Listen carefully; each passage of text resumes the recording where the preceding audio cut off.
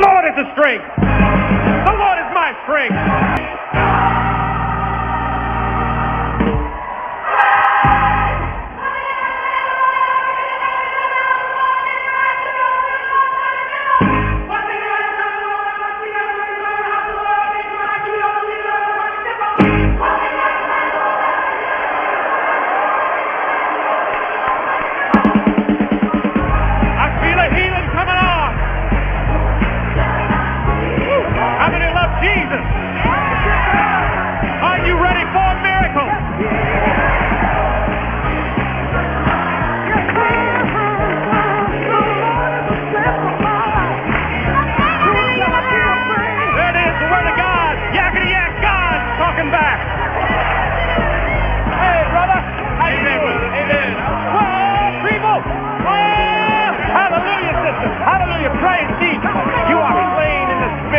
Receive the holy anointing of Jesus. Let Jesus fix it, brother. Hey, somebody run! Somebody run! You, brother, feel the power of the Lord. Yeah. There you go. Celebrate the Lord, brother. Celebrate the Lord. Yes. Hallelujah. Hallelujah. Praise Jesus.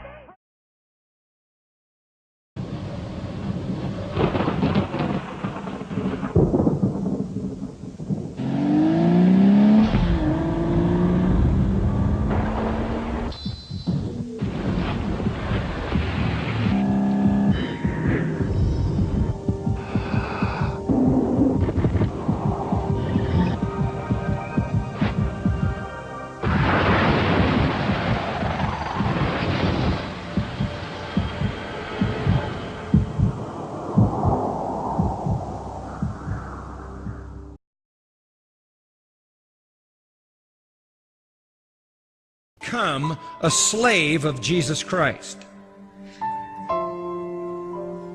I would like to invite you to give up your independence. Give up your freedom. Submit yourself to an alien will. Abandon all your rights. Be owned by, controlled by the Lord. That's really the gospel. We're asking people to become slaves. I don't hear a lot of that slave talk today, do you? They weren't asked, say there, Mr. Slave, what would you like to do to be fulfilled? They weren't asked, what do you think your purpose is? Can you dream your dream so I, your master, can fulfill it? If there is a slave, let me tell you something, there is a Lord.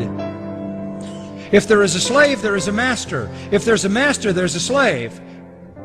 You don't call yourself a master if you don't have a slave, and you're not a slave if you don't have a master. That's why the New Testament never even bothers to defend the idea, as it were, of whether or not when you come to Christ, He is your Lord. That is patently obvious. When you confess Jesus as Lord, you are at the same time confessing yourself as slave.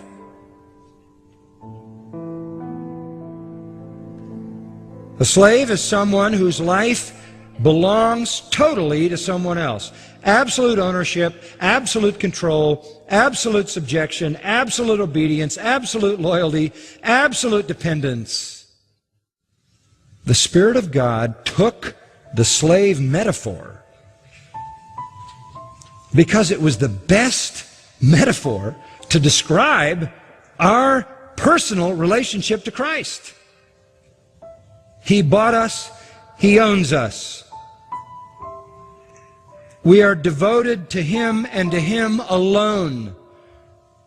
To be obedient to Him at all times. We have no will but His will. He is our Lord. We confess Him as Lord.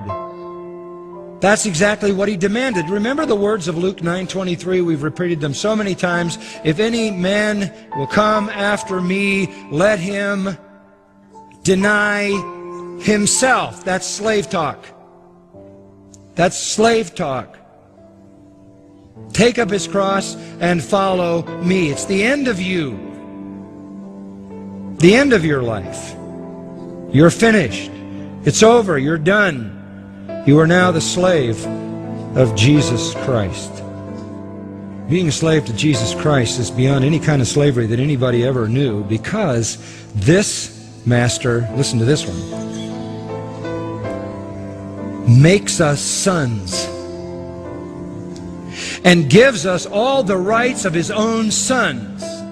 He adopts us into His family, calls us joint heirs with Christ, takes us to heaven,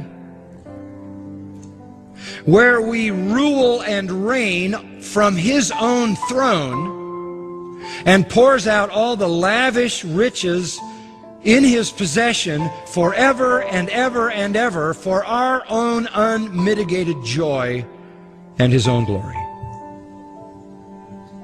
Who wouldn't want to be a slave under that master?